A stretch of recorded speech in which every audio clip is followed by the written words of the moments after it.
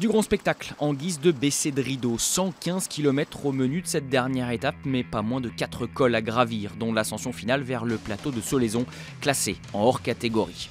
Une course de mouvement est attendue pour obliger Richie Porte à sortir de sa zone de confort, lui qui possède un peu plus d'une minute d'avance sur ses poursuivants au général. Et les coureurs vont être à la hauteur du rendez-vous.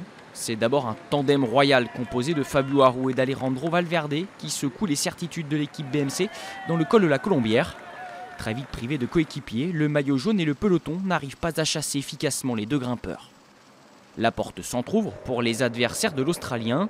Dan Martin, Romain Bardet ou Alberto Contador faussent tour à tour compagnie à un groupe de favoris qui se résume vite au duo Porte-Froome. L'Australien est dans le dur, Chris Froome profite des derniers hectomètres de la Colombière pour le distancer et se lancer comme vendredi après le Mont du Chat dans une super descente, laquelle lui permettra de rejoindre le groupe de tête, car à l'avant, Aru et Valverde ont été rejoints. Au pied du plateau de Solaizon et de ses 11 km à 9% de pente moyenne, la situation est limpide. Avec 1 minute 15 de retard, Porte est seul contre tous et a virtuellement perdu son maillot jaune. Les cartes sont complètement rebattues. Le premier à en prendre conscience s'appelle Dan Martin. L'Irlandais passe à l'offensive et emmène sur son porte-bagages Jakob Fuglsang, 3e du général, à 7 km du but. Sous des températures quasi caniculaires, le Danois décroche Martin et part pour un sacré numéro. Derrière, Richie Porte se met en configuration contre la montre en côte. Sur un rythme ultra régulier, il reprend quasiment tous les rivaux qu'il l'avait testé un peu plus tôt. Mais avec 1 minute 15 de retard à 3 km de l'arrivée sur Fuglsang, c'est le temps qu'il doit désormais rattraper. Le coureur Astana a étape gagnée, sa 2e dans cette 69e édition, mais donne tout, lui aussi, pour essayer de créer la sensation. Porte est trop court, pari gagnant pour l'ancien vététiste qui n'avait pas gagné de course en ligne depuis son arrivée chez Astana et qui ressort du Dauphiné dans la peau d'un leader plus que crédible en vue du Tour.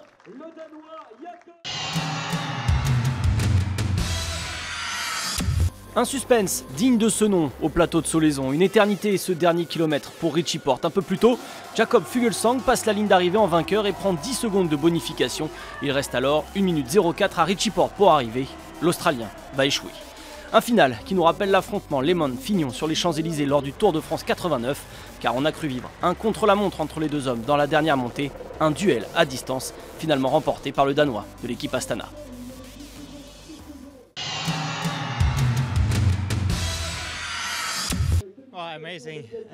C'est incroyable, je ne sais pas quoi dire. Nous voulions garder nos positions générales, c'était notre objectif aujourd'hui en fait. Nous nous préparions à un gros combat et avec Fabio Aru, nous l'avons bien négocié. Quelques arguments pouvaient jouer en notre faveur, notamment Froome qui a dû chasser Aru qui était à l'avant.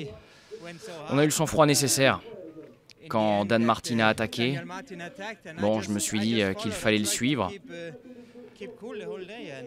Il a lâché ensuite et c'était suffisant pour aller gagner l'étape.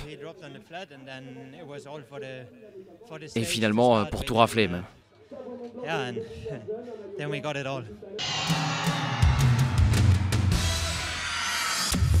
Il s'était imposé d'un demi-boyau à la mode Servolet vendredi dernier. Cette fois, le succès d'étape de Jakob Fuglsang est autrement plus évident. Le Dauphiné a donc une nouvelle fois donné lieu à un final haletant. Il y a un an, Romain Bardet avait échoué à 12 petites secondes de Froome. Cette fois, l'écart est encore moindre à 10 secondes. Comme en 2016, Daniel Martin prend la 3e place sur le Dauphiné avec une petite seconde de mieux que Christopher Froome.